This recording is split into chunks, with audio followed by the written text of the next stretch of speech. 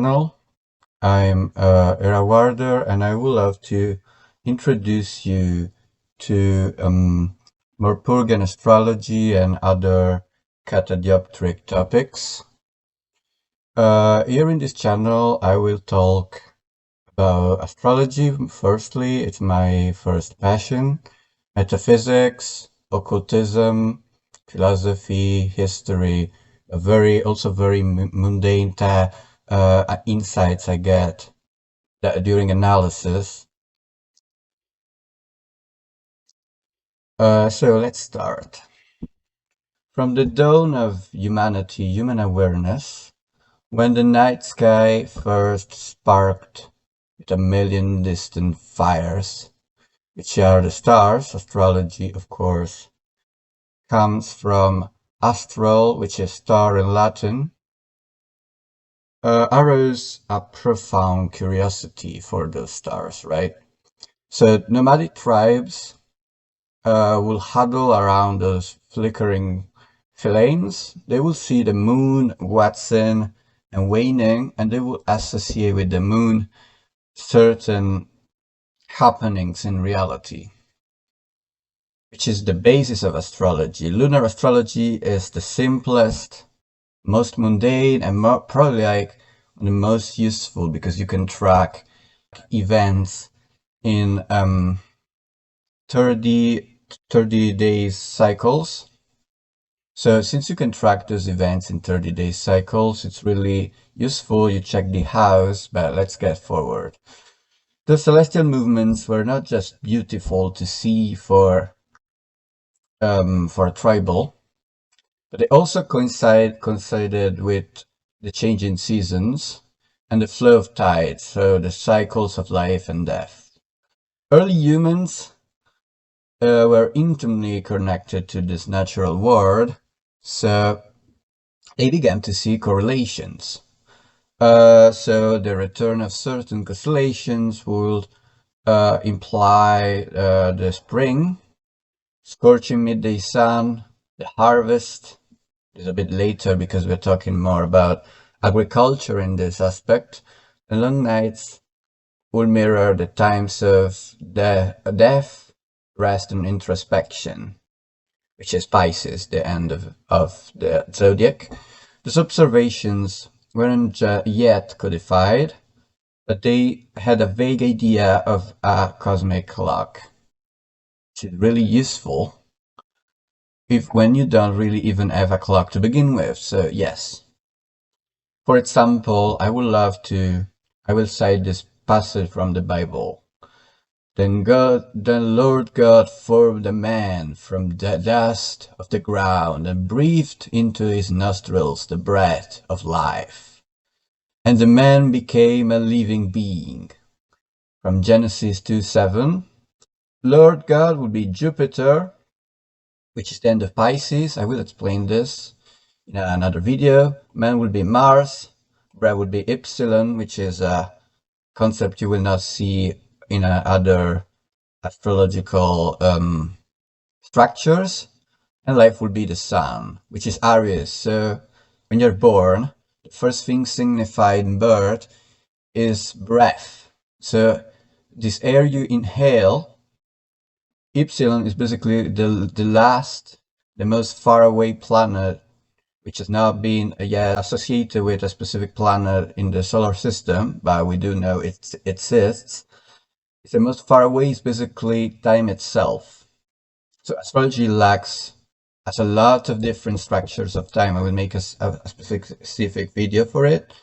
But basically, since it has all of those times, topologies of times, it lacks the simplest time actually, which is linear time, eternal time as a linear structure from beginning to end, and never ending actually, which is time itself.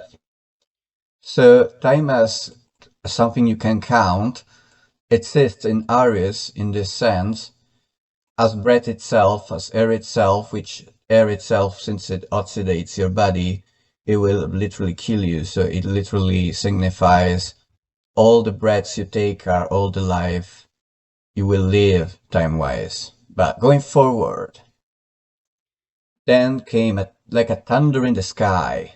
The Uranian age came. So in March 13 of pretty much 10 years before the French Revolution, Uranus was discovered, which was the first trans-Saturnian planet. This planet was very important because Saturn signifies the border between reality and metaphysics. We discover after Uranus, Neptune, and Pluto later, a bit later. Lisa Morpurgo, which is the astrologer I'm drawing most of my information and knowledge from, was dissatisfied with traditional rulership. She would say that Ptolemaic knowledge was lost in time, so it was all messy and made unpractical, so she went forward and created a whole new system. For example, Neptune is illusion, of course, ideology, belief. What would reality be? So she invented Ypsilon, which is Kronos, Aeolus, we don't know yet, but is time itself as reality, basically reality itself. So Neptune is like the first domicile of Pisces. Ypsilon would be the first domicile of the opposite side, which is Virgo. She also took the insane task of associating astrology with genetics, which I will make a specific video for it too, in order to prove how absurd free will is, and correlate astrology with biology. Like every sign, even like a specific grade has its own biological correspondence. For example, Taurus rules eyes, but the mouth too, and you can only see this if you get into the specific grades of the chart, of the placement. She also took the tasks of dissociating astrology from divination, because she made a logical system. Genes, for example, in genetic-wise, gene would be the sign. Each sign gene has two different loci for each allelic form. The allele will be an alternative form of a sign gene that exists within the two enhancer system A and B. I will talk about this in more detail another time. The locus will be the numerical side of a sequence sign occupied by the sign gene from 1 to 12 and from 6 to 7 in the B matriarchal zodiac, which I'll explain another time, of course.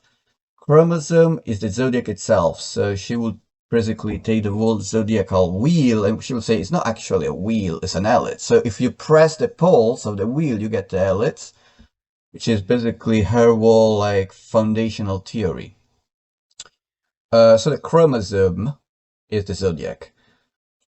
So you get diploid genetic makeup, which is the zodiacal makeup consisting of 4 zodiacs for 2 systems A and B, because she had 2 different systems. So she will say there's a matriarchal zodiac and a patriarchal zodiac.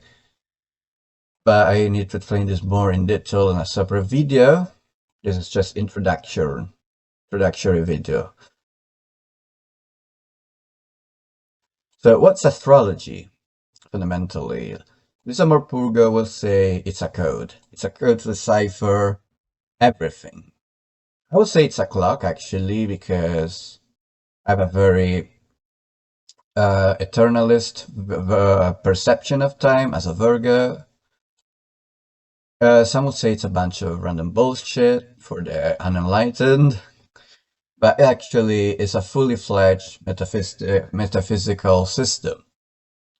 Every planet is a form that energy takes. Everything is fundamentally energy, right? So every single object, as Einstein will say, is E equals mc squared. So everything is energy, and we are just basically quantifying energy and their form, which is something that Zodiac does too in perfect function. What can we analyze with this impressive system? We can analyze a lot of stuff.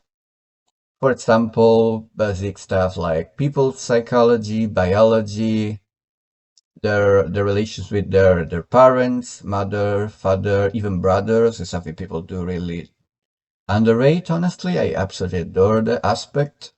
life path, so what you're gonna do in your life, karmic destinies, but also like group mechanics. So for example, take the chart of a group, it will say, oh, this person is like a Cancer. You see like the house the Cancer occupies within the chart of the group, and you see, oh, this Cancer occupies the I don't know, third house. So it's the communicator. It's the logical one. It has that function.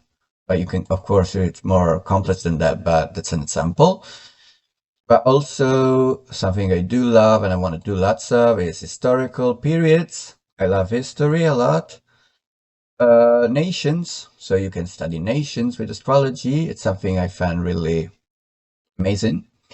And relationship between people via synastry. Synastry honestly is a bit overrated in my opinion. You would rather see which house the other person planets occupies in a more indirect way.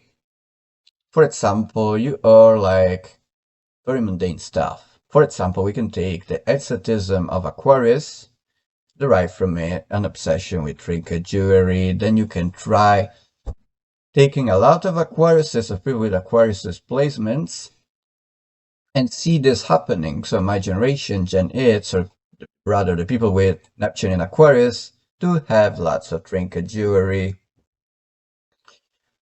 And you can test this and you can make a whole financial thing. Financial astrology is also something Lisa Morpurgo did, or on a separate note though. She didn't really make that public, of course.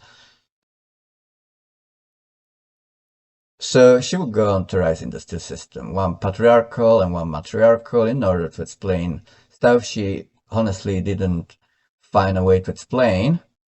So she will do that to explain stuff like the massive fear of the flood, which is present in every mythology in human history, and the successive patriarchal rituals, such as circumcision and a lot of rituals which are basically oriented to instill in the male a fear of anything feminine. That's what she would say. I'm not sure I fully agree with. There's some level of truth to it. If you approach it in a Freudian way, so use Freud as a reading key for that. But my astrology is really fully Morpurghian. For example, she didn't use notes. I do love notes. I think they're important. Vertex, she didn't use vertex. Lilith, I think Lilith is amazing for a lot of stuff. She uses a lot of random asteroids, so I do use those. I do love a lot her domicile chart, her rulership chart. I think it's amazing. It's basically the whole thing, honestly. Also, I see astrological signs a very occult, numerological way, so we'll use Kabbalah, for example. She didn't. That's less mundane, that's more abstract, of course. So I'm gonna talk a separate video, but as above, so below. So, basics. Sign dominates planet, that's really important. House is basically the output in the real world of the happen in the process, and it's purely non-metaphysical. House is never, ever, ever metaphysical. It's very, very mundane. Notes prove everything a person lives through. That's very important, which is basically, I do consider them the most important placement. You could basically use them to grip a chart and like see everything in relation to the nodes. Beyond solar astrology, I do believe in solar astrology too, and lunar too. For example, like human design will say that most of the metaphysical energy gets processed through the sun and gets dispersed through the planets.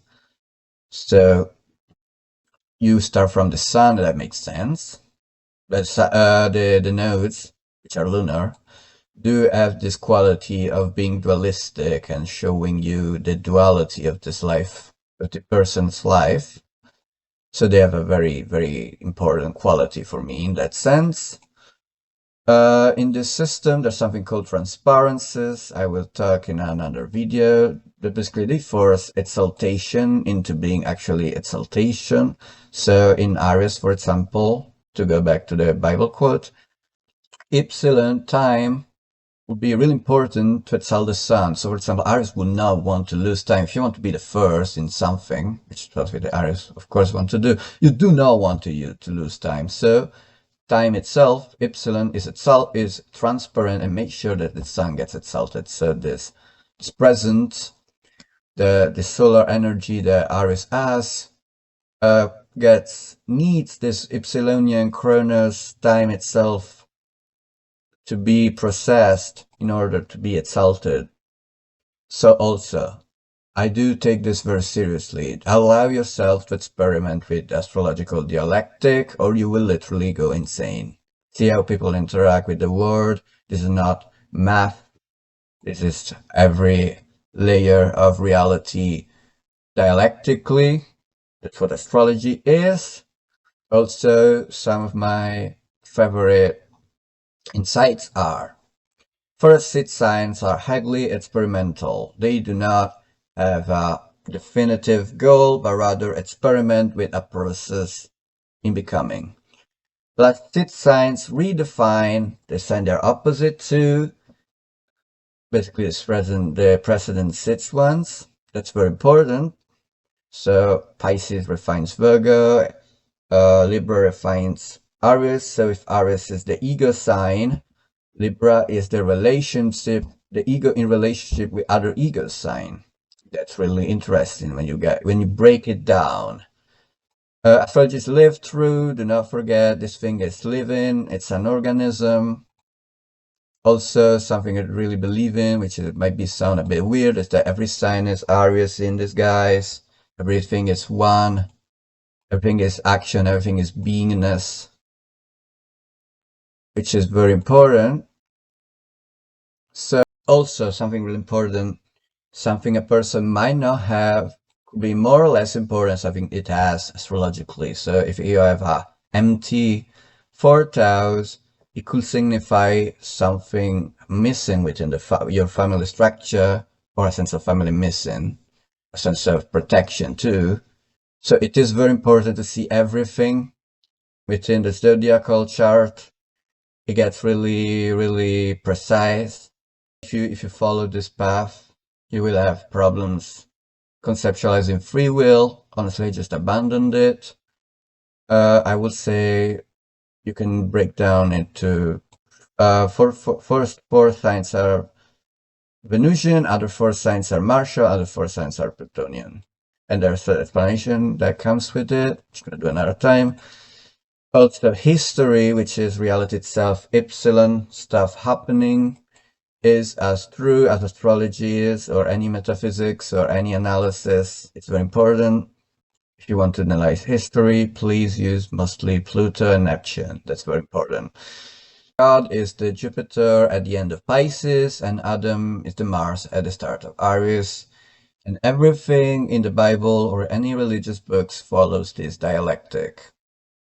Also, there's very interesting stuff to be said about the mystical sign of Aquarius and Leo being the external reproduction sign, and how reproduction does not coincide with mysticism. But this was my introductory video to astrology. Hopefully it was interesting. Hopefully you got some good insights about this system. This video is already quite long. I think if you have any suggestions, leave them in the comments.